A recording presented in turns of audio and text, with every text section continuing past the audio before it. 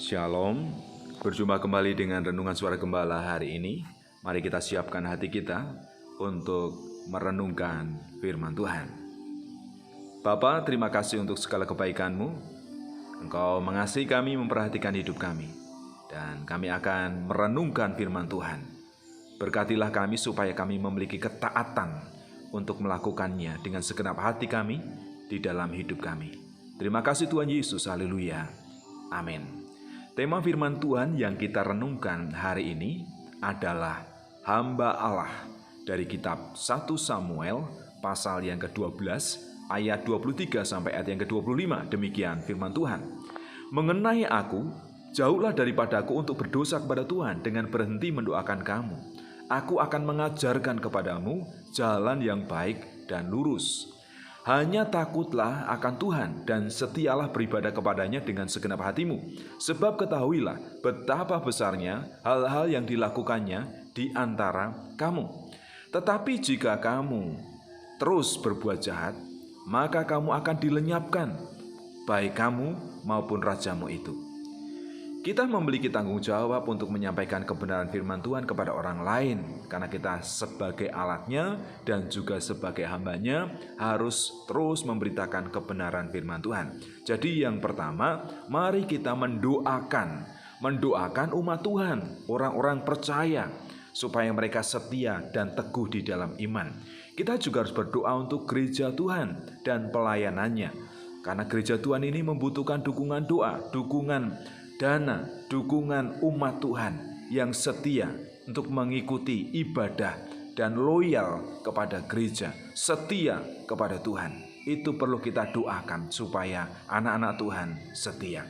Kemudian kita juga harus menyatakan kebenaran, mengajarkan jalan yang lurus yang tertulis di dalam Alkitab, kita sampaikan kepada orang lain. Kita juga mengingatkan supaya anak-anak Tuhan itu setia beribadah, setia datang ke rumah Tuhan. Karena dengan demikian mereka akan diberkati, hidup mereka akan layak di hadapan Tuhan. Jadi kebenaran ini harus terus kita sampaikan, harus terus kita ajarkan kepada anak-anak kita, kepada keluarga kita, kepada semua orang. Kita harus menyampaikannya. Selain kebenaran, kita juga harus menyatakan hukuman, menyatakan dosa dan hukumannya. Kalau tidak ada ketaatan, pasti ada hukuman. Kalau orang Israel saja bangsa terpilih, mereka tidak taat dibinasakan, apalagi saya dan saudara. Kalau kita bertobat, kita akan diampuni. Tetapi kalau tidak taat, tidak bertobat, penghukuman itu tetap berlaku. Jangan mentang-mentang kita hidup di dalam zaman anugerah, kemudian kita melupakan akibat dosa. Akibat dosa itu tetap ada. Kalau tidak taat, hukuman itu tetap ada. Jadi apa yang perlu kita lakukan? Bertekunlah di dalam doa. Naikkan doa syafaat untuk gereja Tuhan, untuk anak-anak Tuhan. Nyatakan kebenaran firman Tuhan kepada orang lain.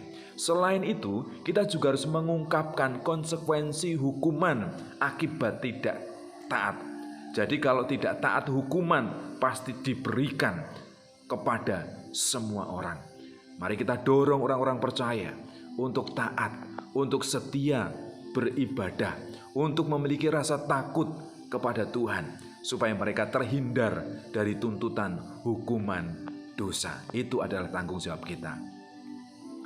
Sebagai pelayan Tuhan, kita bertanggung jawab untuk mendoakan, menyatakan kebenaran, dan juga menyatakan hukuman akibat ketidaktaatan.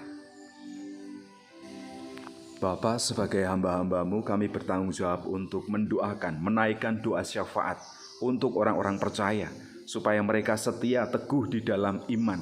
Juga kami perlu menyatakan kebenaran, mengajarkan jalan yang lurus, mengajarkan kebenaran-kebenaran firman Tuhan kepada orang lain, kepada orang-orang percaya.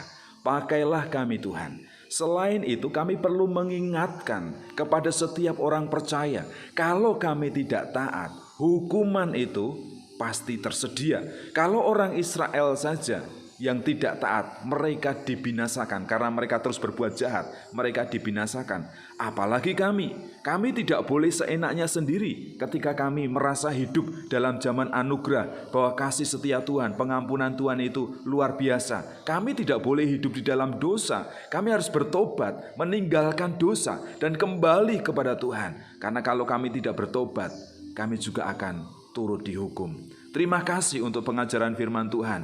Terima kasih Tuhan untuk kebaikan-Mu. Firman-Mu ini mengingatkan kami, menegur kami, supaya kami setia di dalam Tuhan. Kami berdoa untuk anak-anak Tuhan supaya mereka setia kepada Tuhan. Kami berdoa untuk gereja-gereja Tuhan yang sedang renovasi, yang sedang membangun, yang membutuhkan biaya-biaya untuk pelayanan. Kiranya Tuhan mencurahkan berkat-Mu dan Engkau cukupkan supaya nama Tuhan dipermuliakan. Terima kasih Tuhan untuk kebenaran firman Tuhan yang kami nikmati hari ini.